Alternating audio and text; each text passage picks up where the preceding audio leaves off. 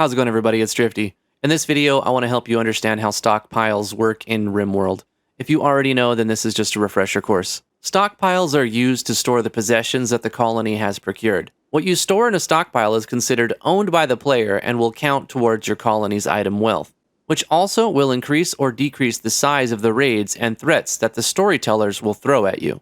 Understanding how to use stockpiles is a fundamental part of knowing how to play RimWorld, and while they're not overly complicated, having a quick explanation on how they work will speed up the learning process or serve as a good refresher course. So here goes. To build a stockpile, left-click on the Architect tab in the bottom left part of the screen. Then click on Zone. The game has predefined two basic stockpile types for you already, which is great for the beginning of the game as it saves you some time. One of them says Stockpile Zone and the other says Dumping Stockpile Zone. They are both essentially the same thing, however the storage restrictions have been set up comparatively different.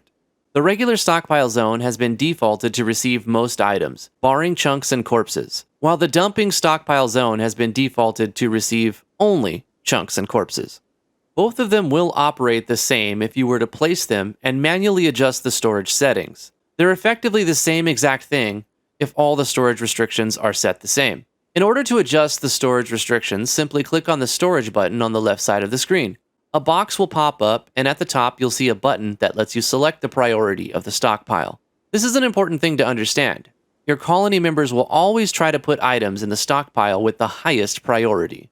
This way, you may have multiple stockpile zones that accept some of the same items, but at different priorities. This is important because you don't want your colony members to bring all the hay from the field in and store it directly in the storage room while there's none left in the animal pen's feeding stockpile. You would set the animal pen's feeding stockpile to a higher priority in order to make sure it goes there first, and as long as that's full, the remaining amount of hay would go into the storage room stockpile zone. There are 5 levels or priorities that you can use to manipulate where things should go: low, normal, preferred, important, and critical. I find that I mainly just use 4 of them, but certain situations may warrant the use of a low priority.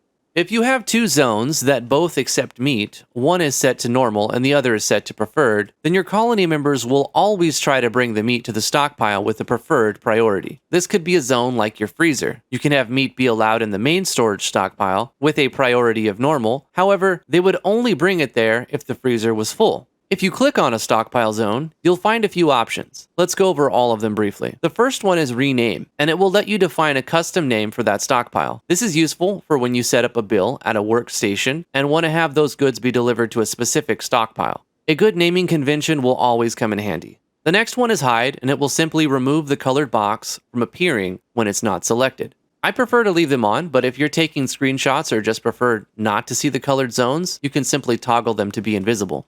The next one is Expand Zone, and this will let you extend or adjust the size of the zone by increasing it, followed by Shrink Zone, which will do the exact same thing but instead decreasing the size of the zone. The Delete button will quickly remove that stockpile. You'll not lose any of the items that are stored in that stockpile, but the game will remove those items from your colony's possessions until the stuff in the deleted zone gets moved to an active stockpile zone. The next button is called Copy Settings, and this one is very useful if you want to make a copy of the current stockpile, but in another location. You can simply create a new stockpile zone, select the zone you want to copy, click the Copy Settings button, go back to the new zone that you just created, and click the Paste Settings button. Finally, in order to set the restrictions for what items you want to be allowed in the stockpile zone, you just click the red X and it will turn into a green checkmark.